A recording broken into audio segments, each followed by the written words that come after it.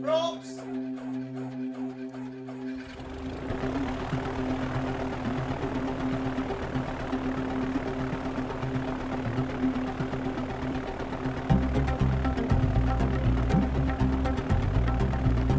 I'm on a plane!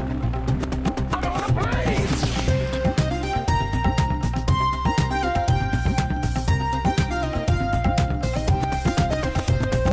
You ready? Descend to flight level 110. Right, Papa 110, run a Michael show.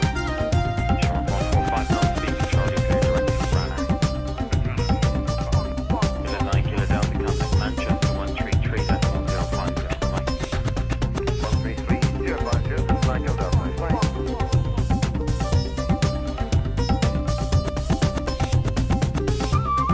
That's gonna mean flying, big guy. That's right, flying. You sure that's what you want to do? Yeah, this time no commercial flights, they're always late.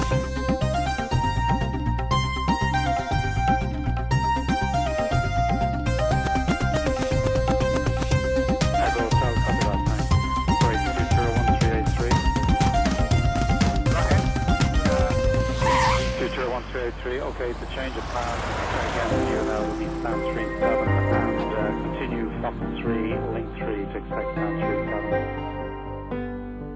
Completely, 3 and 10. Second 37, that's what the 133.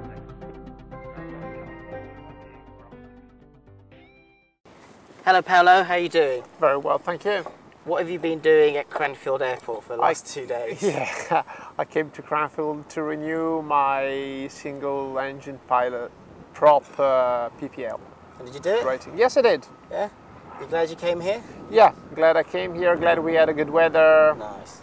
In 2005 I became a private pilot, FAA private pilot, and the next year I became a commercial IFR pilot. I also became a certified flight instructor for FAA, and I flew some 1200 hours in a flying school in America. It was actually called Anglo-American Aviation. It was a school in San Diego. Then I came back in 2009, and nope, 2008, and I started flying in Europe. And I now have a private pilot license, JAA, and I will start converting my ATPL and flight instructor rating in Italy. The problems that we've always had here is the headache with hand controls. Yep. There is a lack of availability because there is no manufacturing. And is that the same things that you experienced in Italy, and what needs to be done about that? I've been experiencing it everywhere. In the United States, in France, in Italy, in the UK. What needs to be done is to start projecting new hand controls, having new STCs.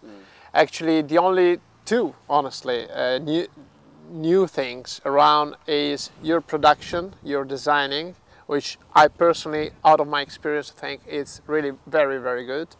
I'm not an engineer, I'm just a pilot, but from the pilot point of view and with a little bit of experience, I think this is a very good product. And the French guys are working on another system for pipers. They also worked in the past on custom made for each airplane. But what was the biggest difference is that you need, in my opinion, what we need is something that allows us to move from one field to the other, to see the plane we are interested in and say, hi, can I fly it? Yes. Can I become a member of your club? Yes. Or further on, since that I became, in the meanwhile, a flight instructor, can I start working with you? Yes, I have my own hand control, I can put it on your airplane without having to modify the airplane, so that other students, other instructors can use it. So is what you're trying to say is make aviation more accessible and inclusive?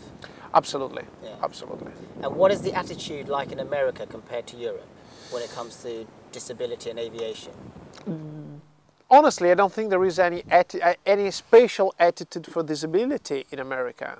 But is it more approachable and more doable? This is what I'm trying to say, that there's not a specific approach. It's just aviation. So for the Americans, you know, it's very, very easy. If you go there and you say, I want to fly a space shuttle, they're not going to tell you no.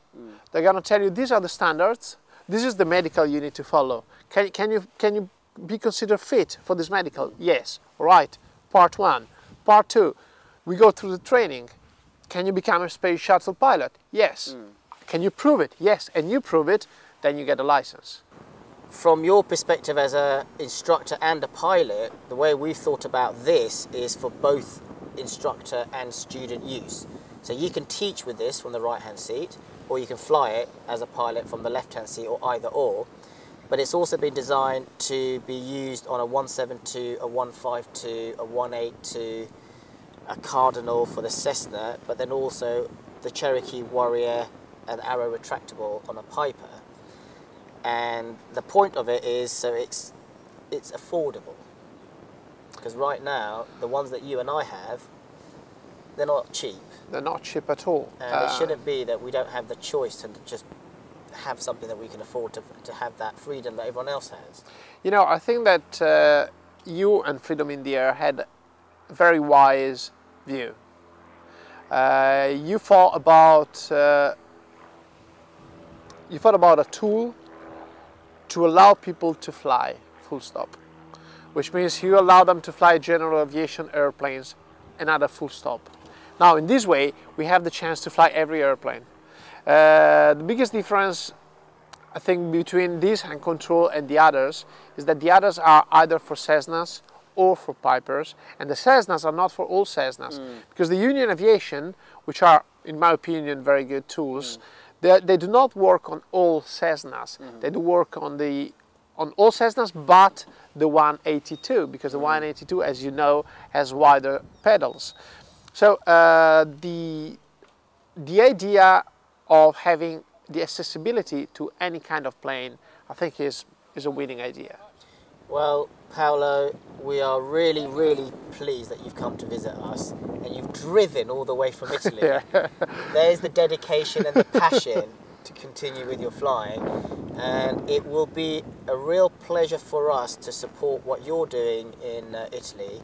And you have it on record, Paolo, that we would like you to be one of the people that uses this, and it would be our way of supporting what you're doing. I would be more than honored.